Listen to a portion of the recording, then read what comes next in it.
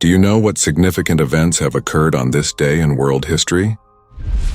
December 23, 1972, was a day of incredible rescue for 16 survivors of the terrible crash of Air Force Flight 571 in the Andes Mountains.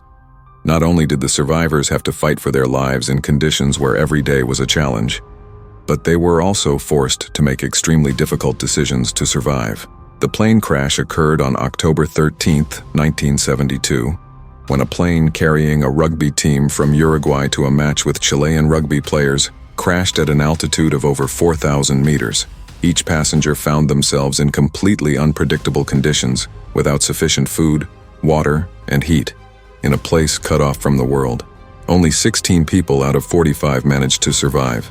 Over the next 73 days, they faced terrible conditions: high altitude, low temperatures, lack of food and water. But their greatest challenge was moral. To survive the difficult conditions, they were forced to resort to cannibalism, to eat the bodies of their dead comrades, because there was no other way to preserve their strength. It was a difficult decision that they made only after much deliberation. Instead of giving up, the survivors began to plan a rescue. They divided into groups, and 2 of them went in search of help. A few days later, they met some locals and were able to call rescuers who brought help to the rest of the group. This story has become a symbol of incredible human endurance, strength of spirit, and the ability to overcome the most terrible difficulties. Their rescue was made possible by their determination and invincible will to live.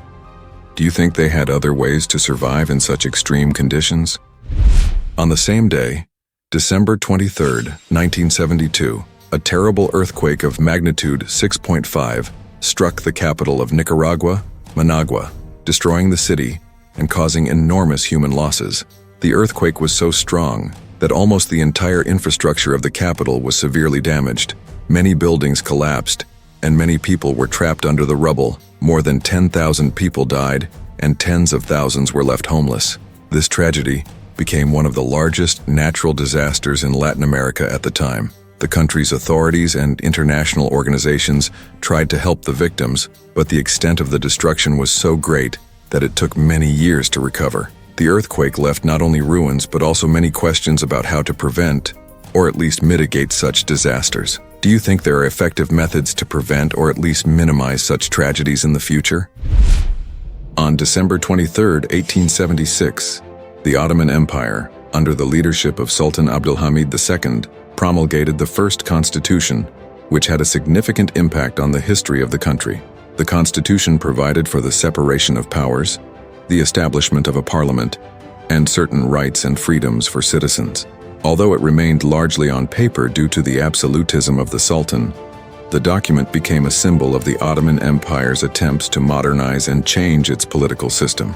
From the moment the constitution was promulgated, conditions were created for the development of parliamentarism and some democratic process in the empire. However, Sultan Abdul Hamid II limited the powers of the new body and took control of important state decisions.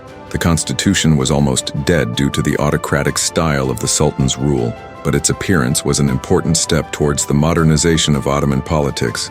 It also marked the beginning of the struggle for more democratic rights in the empire, although many of them did not become a reality at the time. Perhaps this step served as a basis for further reforms and changes in the Ottoman system that would take place in the following decades. On December 24, 1800, Paris was rocked by a loud explosion that would change the history of France. On that day, an attempt was made on the life of Napoleon Bonaparte, first consul and head of the French Council of State. The incident occurred as Napoleon and his wife Josephine were on their way to the theater. Conspirators placed a barrel of explosives, called the Cart of Hell, on the narrow street where his carriage was to pass. The explosion occurred a few seconds after Napoleon's carriage had passed the danger zone. The blast destroyed nearby buildings, caused fires, and killed about 24 people, with dozens more injured. Fortunately, neither Napoleon nor Josephine were injured. The assassination attempt was carried out by a group of royalists who wanted to restore the monarchy in France. Although the plot itself was uncovered and some of its participants were brought to justice, the assassination sent a signal to Napoleon that his power, though strong, was still vulnerable. In response, he tightened security and began actively fighting any opposition movements. This event also demonstrated Napoleon's great popularity among the French. After the assassination attempt, they rallied around their leader even more, seeing him as a guarantor of stability and order. Do you think the conspirators could have achieved their goal if the explosion had occurred a few seconds earlier? Don't forget to subscribe to our channel, not to miss interesting stories from the world of history and politics. On December 24, 1953, New Zealand experienced one of the greatest tragedies in its history. On the North Island, near the town of Tangiwai, a railway disaster occurred that claimed the lives of 151 people. That day, a powerful mudslide caused by the eruption of the Ruapehu volcano crater damaged the supports of the railway bridge. As the passenger train approached the bridge, no one was aware of the danger. The bridge collapsed as the train passed over it, and cars carrying people fell into the river. Rescue efforts took several days, but the scale of the tragedy was enormous. The disaster forced New Zealand authorities to review rail safety regulations and natural disaster monitoring systems. Do you think this tragedy could have been avoided with better infrastructure? December 24, 1906 marked the beginning of the radio age. In the small town of Brant Rock, California, Canadian Reginald Fessenden broadcast the world's first music program. It was a true technological breakthrough that changed the way we think about communication and entertainment. Fessenden, an engineer and inventor, built his own radio station and conducted an experimental broadcast. On the air, he played Silent Night on the violin and read passages from the Bible. The program was heard by sailors on ships who were surprised to hear this unusual signal, as radio had been used exclusively to transmit Morse code. This event marked the beginning of radio broadcasting, which soon became a mass phenomenon. Within a few years, music, news, and educational programs were available to millions of people around the world. Fessenden's invention opened the door to the creation of the modern radio and telecommunications industry. Do you think Fessenden himself could have imagined how influential radio would become in just a few decades? On December 25, 1979, a large-scale invasion of Afghanistan by Soviet troops began. This event became a key event in a new phase of the Cold War. Officially, the Soviet Union explained its intervention as aid to a friendly state, but in reality the operation had geopolitical goals to strengthen control in the region and prevent Western influence. The invasion began with the rapid deployment of troops and the seizure of strategic facilities in Kabul. However, the situation turned out to be much more complicated than expected. The Afghan Mujahideen launched a guerrilla war, using their knowledge of the region and support from the United States and other countries. The conflict lasted for 10 years and had disastrous consequences for both sides. For the USSR, it became a heavy burden, economically, politically, and humanly.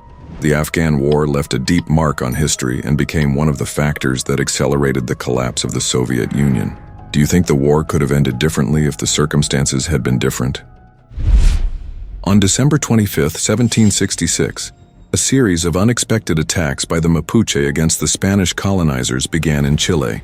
This event marked the beginning of a new uprising by the indigenous people who had been fighting for their land and independence for centuries.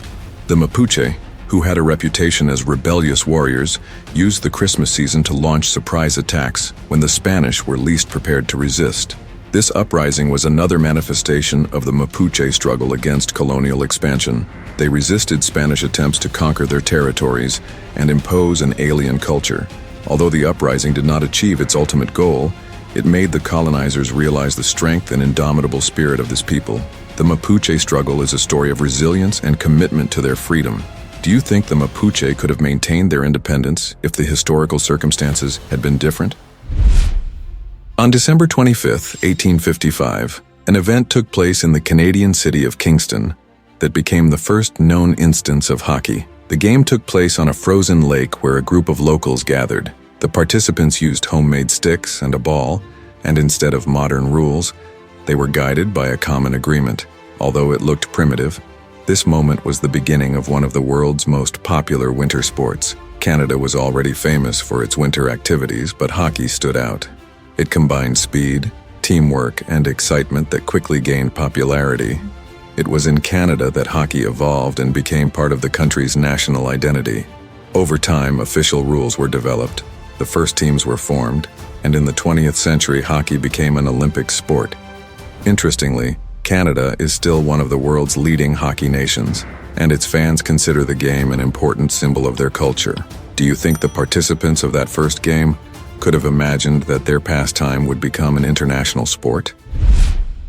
On December 25th, millions of people around the world celebrate Christmas, a day that symbolizes love, unity, and hope.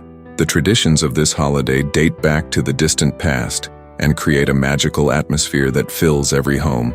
Christmas begins with preparation. Families decorate their homes with colorful garlands, put up Christmas trees, and hang wreaths of mistletoe. For many people, this time of year is associated with the aroma of gingerbread cookies and the sounds of Christmas carols that create a true sense of coziness. Christmas Eve is traditionally dedicated to a festive dinner. In many countries, special dishes are on the table. In Poland, it's meatless dishes. In France, it's delicious desserts, and in America, it's turkey. After dinner, everyone gathers to exchange gifts. This symbolizes the care and love we want to give each other. In Bethlehem, the place where Jesus Christ is said to have been born, there are grand celebrations that attract thousands of pilgrims every year. Modern Christmas is not only a religious holiday, but also a time for good deeds. People help those in need by organizing charity events and donating food and gifts to shelters and hospitals. What are your favorite holiday traditions? Share your memories and impressions. Friends, if you liked our video, put a like, subscribe to the channel to learn about many significant historical events.